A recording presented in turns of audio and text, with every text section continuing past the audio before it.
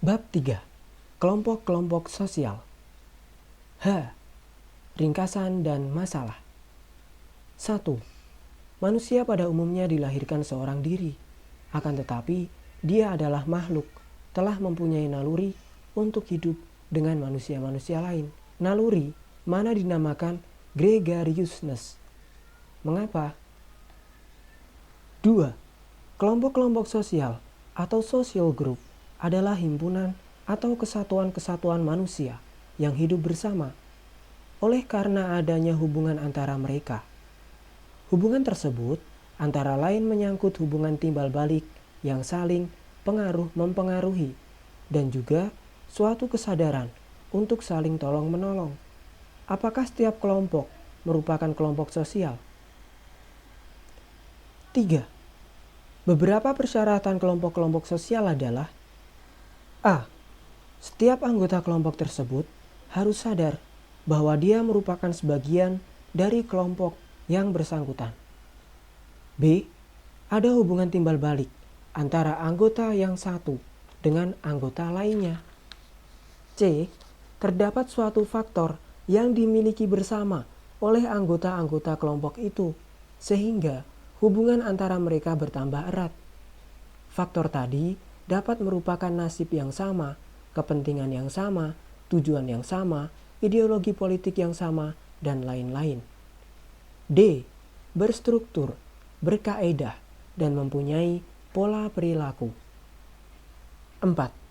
Tipe-tipe kelompok-kelompok sosial dapat diklasifikasikan dari beberapa sudut atau dasar pelbagai kriteria atau ukuran. A.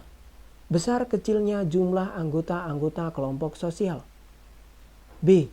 Derajat interaksi sosial dalam kelompok sosial tersebut. C. Kepentingan dan wilayah. D. Berlangsungnya suatu kepentingan. E. Derajat organisasi. F. Kesadaran akan jenis yang sama, hubungan sosial, dan tujuan. Pembedaan manakah yang paling baik? 5. A. In-group adalah kelompok sosial dengan mana individu mengidentifikasikan dirinya. B. Out-group adalah kelompok sosial yang oleh individu diartikan sebagai lawan in-groupnya. Apa manfaatnya pembedaan ini? 6. A. Primary group atau face-to-face group merupakan kelompok sosial yang paling sederhana, di mana anggota-anggotanya saling kenal mengenal, di mana ada kerjasama yang erat. B. Secondary group adalah kelompok-kelompok yang terdiri dari banyak orang, antara siapa hubungannya tidak perlu berdasarkan pengenalan secara pribadi dan sifatnya juga tidak begitu langgeng. 7. A. Gemeinschaft adalah bentuk kehidupan bersama di mana anggota-anggotanya diikat oleh hubungan batin yang murni dan bersifat alamiah serta kekal. Dasar hubungan tersebut adalah rasa cinta dan rasa persatuan batin yang memang telah dikodratkan. B.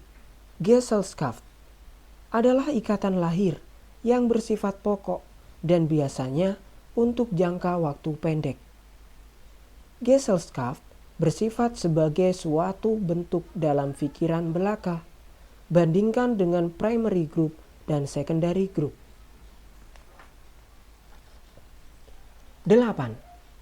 Formal group adalah kelompok-kelompok yang mempunyai peraturan-peraturan yang tegas dan dengan sengaja diciptakan oleh anggota-anggotanya untuk mengatur hubungan antara anggota-anggotanya. B. Informal group tidak mempunyai struktur dan organisasi yang tertentu atau yang pasti. Kelompok-kelompok tersebut biasanya terbentuk karena pertemuan-pertemuan yang berulang kali yang menjadi dasar bagi ketemunya kepentingan-kepentingan dan pengalaman-pengalaman yang sama. Mengapa terjadi pembedaan tersebut? 9. A. Membership group merupakan suatu kelompok di mana setiap orang secara fisik menjadi anggota kelompok tersebut. B. Reference group ialah kelompok-kelompok sosial yang menjadi ukuran bagi seseorang, bukan anggota kelompok tersebut, untuk membentuk pribadi dan perilakuannya.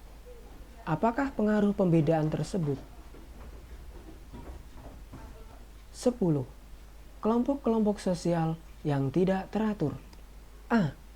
Kerumunan, crowd, adalah individu-individu yang berkumpul secara kebetulan di suatu tempat dan juga pada waktu yang bersamaan. B. Bentuk-bentuk kerumunan. 1. Kerumunan yang berartikulasi dengan struktur sosial. A.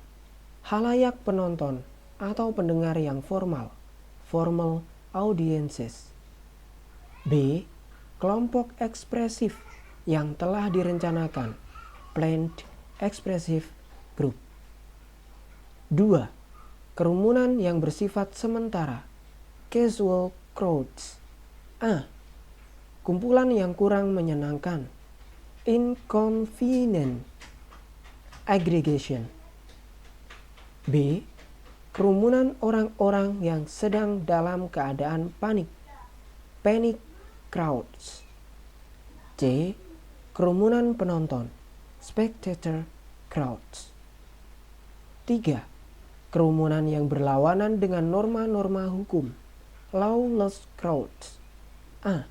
Kerumunan yang bertindak emosional, acting mobs.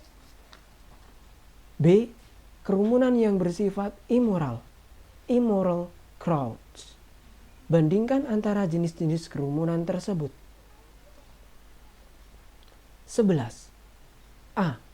Istilah masyarakat setempat, community, menunjuk pada bagian masyarakat yang bertempat tinggal di suatu wilayah dalam arti geografis dengan batas-batas tertentu, di mana faktor utama yang menjadi dasarnya adalah interaksi yang lebih besar di antaranya anggota-anggotanya dibandingkan dengan interaksi dengan penduduk di luar batas wilayahnya. B. Dalam mengklasifikasikan masyarakat-masyarakat setempat dapat dipergunakan 4 kriteria yang tali temali, yaitu 1. Jumlah penduduk, 2. Luas, kekayaan, dan kepadatan penduduk daerah pedalaman, 3. Fungsi-fungsi khusus dari masyarakat setempat terhadap seluruh masyarakat, 4. Organisasi masyarakat setempat yang bersangkutan. C. Dalam masyarakat-masyarakat modern sering dibedakan antara masyarakat pedesaan, rural community, dengan masyarakat perkotaan, urban community. Pembedaan mana bersifat gradual. Apakah pembedaan tersebut tepat? 12. A. Urbanisasi adalah suatu proses berpindahnya penduduk dari desa ke kota, atau dapat pula dikatakan bahwa urbanisasi merupakan proses terjadinya masyarakat perkotaan. B. Sebab-sebab urbanisasi dapat ditinjau dari 2 sudut, yaitu 1. Faktor-faktor yang mendorong penduduk desa untuk meninggalkan tempat atau daerah kediamannya, push factors, dan 2. Faktor-faktor yang ada di kota yang menarik penduduk desa untuk pindah dan menetap di kota-kota, pull factors. C. Akibat-akibat negatif daripada urbanisasi yang terlalu cepat adalah antara lain: 1. Pengangguran, 2. Naiknya kriminalitas, 3. Persoalan perwismaan, 4. Kenakalan anak-anak atau kejahatan anak-anak, 5. Persoalan rekreasi. Apakah akibat positifnya? 13. Small group adalah suatu kelompok yang secara teoritis terdiri paling sedikit dari 2 orang, di mana orang-orang saling berhubungan untuk memenuhi tujuan-tujuan tertentu dan yang menganggap hubungan itu sendiri penting baginya. Mengapa small group penting untuk dipelajari? 14. Dinamika kelompok-kelompok sosial perlu dipelajari untuk mengetahui realitas kehidupan kelompok-kelompok sosial itu sendiri. Adakah kelompok yang statis? Mengapa?